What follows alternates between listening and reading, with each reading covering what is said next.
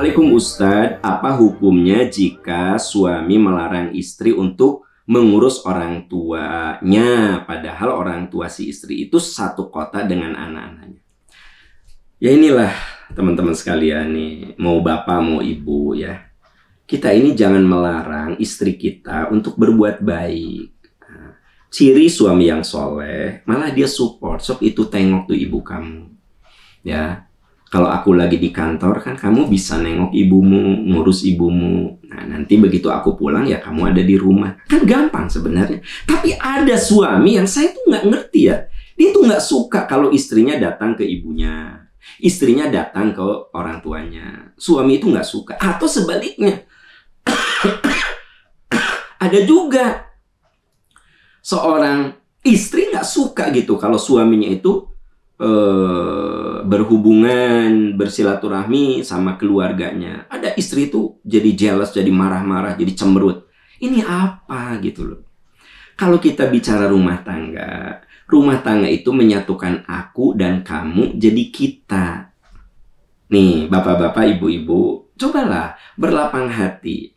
Kalau istri saya mau ketemu ibunya, mau ketemu adik-adiknya, ya apa gitu alasan saya melarang itu apa? Nggak ada alasan. Ya, apalagi untuk silaturahmi. Apalagi kalau misalnya ibu istri saya ini sakit, lalu dia minta izin mau ngurus dulu, ya silahkan saja. Apa gitu susahnya? Nah ya, yang salah kalau Anda sebagai istri terus wejeng ibu Anda nggak balik-balik, nah itu baru salah. Tapi kalau sekali-kali menengok, mengurus, memperhatikan tanpa mengurangi kewajiban Anda kepada suami, sebenarnya Anda tidak salah gitu.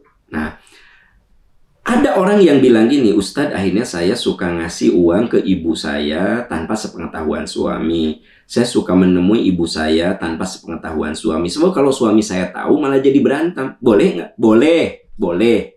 La ta'ata fi maksiatil khaliq. Tidak ada ketaatan kepada yang nyuruh maksiat. Saya bilang suami Anda nyuruh maksiat. Ya. Jadi ketika suaminya keluar kota gitu, ya dia datang ke ibunya. Nengok ibunya. Suaminya tuh gini sebelum pergi, awas ya. Kamu jangan sampai datang ke orang tua kamu kalau aku dari luar kota. Kalau aku di luar kota. Si istri itu pergi we. Boleh nggak? Boleh. Saya bilang boleh. Kenapa? Ada dalilnya. La ta'ata fi maksiatil khaliq. Anda tidak perlu taat kepada makhluk yang menyuruh maksiat. Ya, nah ada seorang suami kalau pulang kantor mampir ke orang tuanya. Kenapa? Karena istrinya melarang. Awas ayah, jangan sampai ketemu si mamata gitu. Lalu si suaminya ya nyuri-nyuri waktu saat istirahat di kantor pulang nengok orang tuanya. Ustadz boleh nggak? Boleh. Karena suami Anda, karena istri Anda itu yang salah. La ta'ata fi maksiatil khaliq. Tidak ada ketaatan terhadap makhluk yang menyuruh maksiat. Nah, justru kita ini, saudara-saudara sekalian, kita benerin tuh cara berpikir dalam rumah tangga. Bahwa kalau berumah tangga, coba Anda lihat di surat An-Nisa. Rumah tangga itu bukan saya menikahi seorang perempuan, tapi saya menikahi perempuan itu dengan seluruh keluarganya. Kalau Anda perempuan dinikahi oleh laki-laki, Anda bukan menerima laki-laki itu. Anda terima seluruh keluarga dari laki-laki. Itu yang benar. Itu yang benar gitu loh. Ya. Berarti ada rumah tangga yang kudu dibenerin. Kalau masih masing-masing melarang gitu. Dan memang masih banyak yang kayak begini. Ini pertanyaan ini sering loh. Di pengajian itu saya terima. Ada yang suami dibatasi ketemu orang tuanya oleh istrinya. Ada yang istri dibatasi oleh suaminya. Ini nggak sehat, ini nggak benar. Rumah tangga ini nggak benar, harus dibenerin. Harus diperbaiki melalui komunikasi. Ya. Dan kita, saudara-saudaraku, nih para suami, berlapang hati. Apa sih salahnya istri kita ketemu adiknya, ketemu orang tuanya, ketemu bibinya? Apa yang salah? Nggak ada. Ya. Atau sebaliknya, ibu-ibu, apa yang salah dari suami Anda ketika dia silaturahmi dengan orang tuanya, dengan adik-adiknya, dengan kakaknya? Apa yang salah? Nggak ada.